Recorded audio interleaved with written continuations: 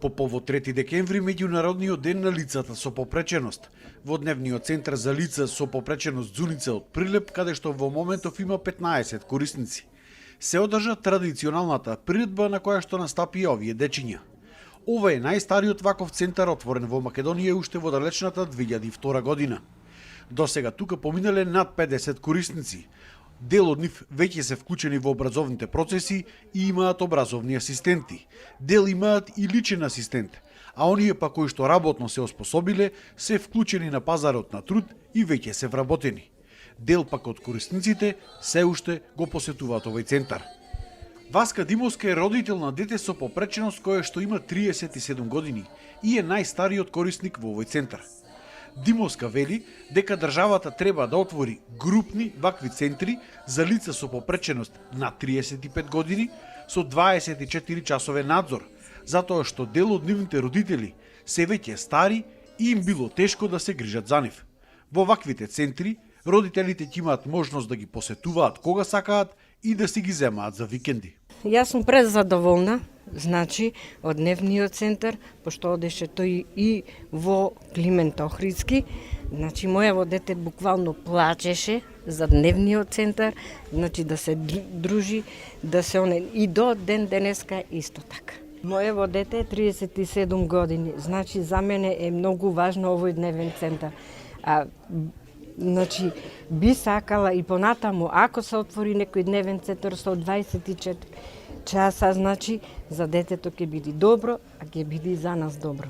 Според Снежана Јошевска, координатор и социјален работник во Дневниот центар за лица со попреченост Зуница, овие лица ги имале тука сите услови за нивен развој напредок. Во нашиот Дневен центар значи, имаме корисници од 7 до 35 години. Значи имаме доволно простор каде што корисниците се поделени во групи. Имаме 5 деца кои што се со аутизам, значи имаме сензорна соба каде што имаме мултисензорна стимулација на нивните психофизички способности, односно спознавање на самите себе и спознавање на околината. Имаме активности од музичко воспитание, физичко воспитание, значи имаме волонтер кој што секојдневно доаѓа кај нас во Дневниот центар и работи на одржување на преостанатата психомоторика. Исто така сме многу активни во делот на ликовно воспитание. Имаме една многу добра работилница, инклузивни и креативни, каде што изработуваме модели од ГРИПС. Сите деца, сите возрастната група е опремена, значи ја познаат целата постапка и тие сувенири од ГРИПС се трудиме да ги дистрибуираме во целата локална заедница и на тој начин се само потврдуваме нашето постоење. Зоран Малковски, директор на Центарот за социјална работа од Прилеп, по чија надлежност е Центарот Зуница, како и Дневниот центар за лица со церебрална парализа, истакна дека им недостасува дел од кадарот, кој што се надева дека за брзо време ќе го пополнат. Во моментов капацитетите на Дневниот центар од Зуница ги задоволуваат потребите за овие лица кои што ги користат услугите во Дневниот центар. За жал имаме проблем во Дневниот центар со лица со церебрална парализа, каде што имаме недостаток од кадар. Се надевам дека по новогодишните празници тоа ќе ни биде задоволено. Ќе ни фали дефектолог.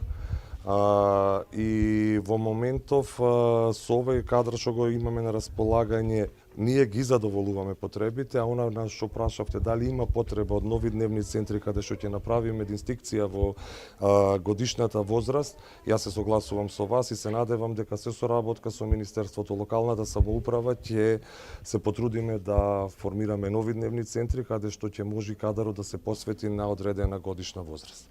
Градоначалникот на Прилепак вети изградба на поголем ваков центар, затоа што на сегашната локација на Зуница ќе се градил друг објект.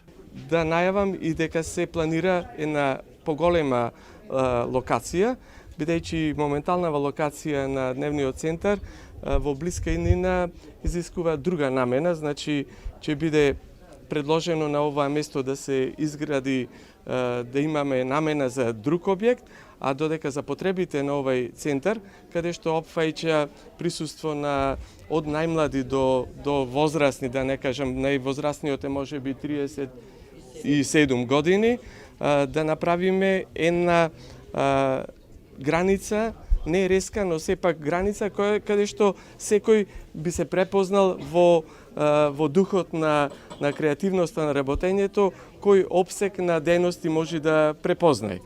3 декември, меѓународниот ден на лицата со попреченост, беше одбележан и со настан во киното Мистон, на кој што настапија ученици од основните училишта од Прилеп.